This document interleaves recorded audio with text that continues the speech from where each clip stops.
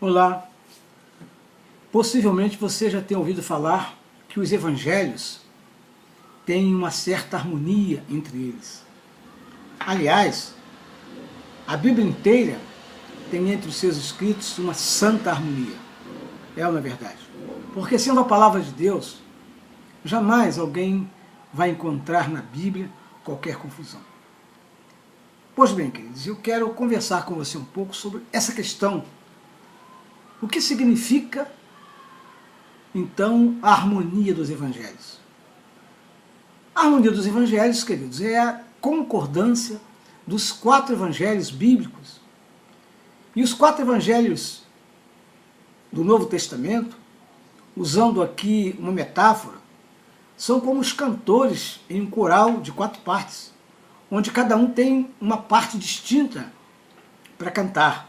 Mas quando eles se juntam, formam aquela linda composição. Assim, cada um dos 4 evangelhos dá testemunho de Jesus a partir de uma perspectiva ligeiramente diferente. Mas todos eles contam a mesma história.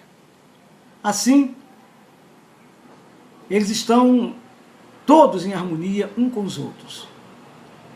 Os livros que alinham as narrativas do Evangelho em ordem cronológica são chamados de harmonias dos Evangelhos.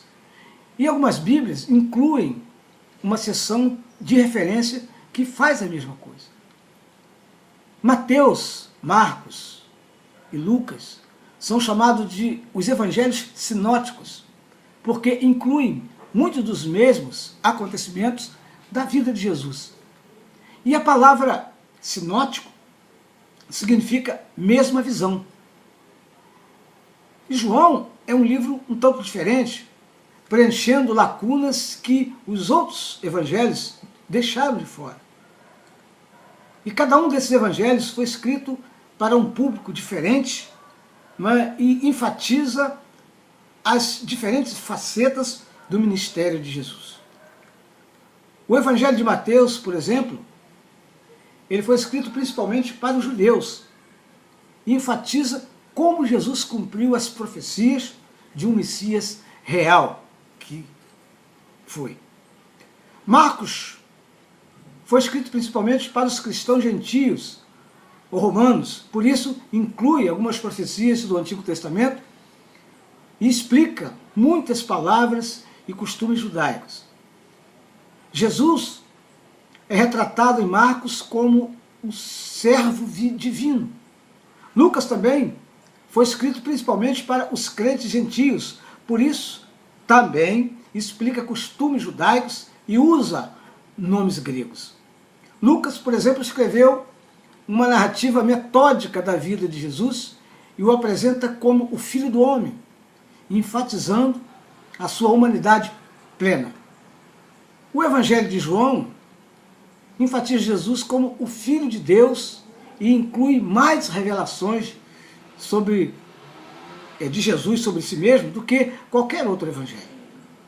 Ele também dá uma imagem muito mais detalhada dos eventos durante os últimos dias, de Jesus aqui na Terra.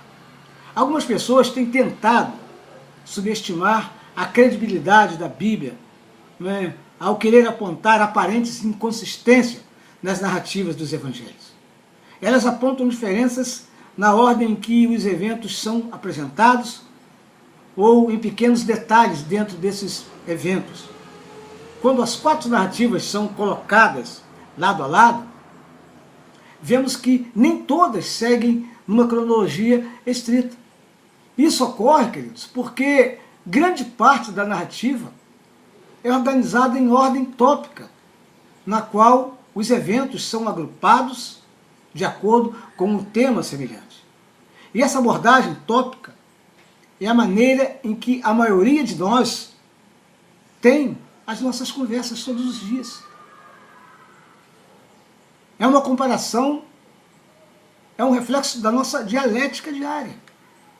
As diferenças em pequenos detalhes, tais como o número de anjos no túmulo de Cristo, registrado, por exemplo, em Mateus capítulo 28, em Marcos capítulo 16, 5, em Lucas 24, 4, em João 20, 20, também são respondidas quando se permite que o texto fale por si.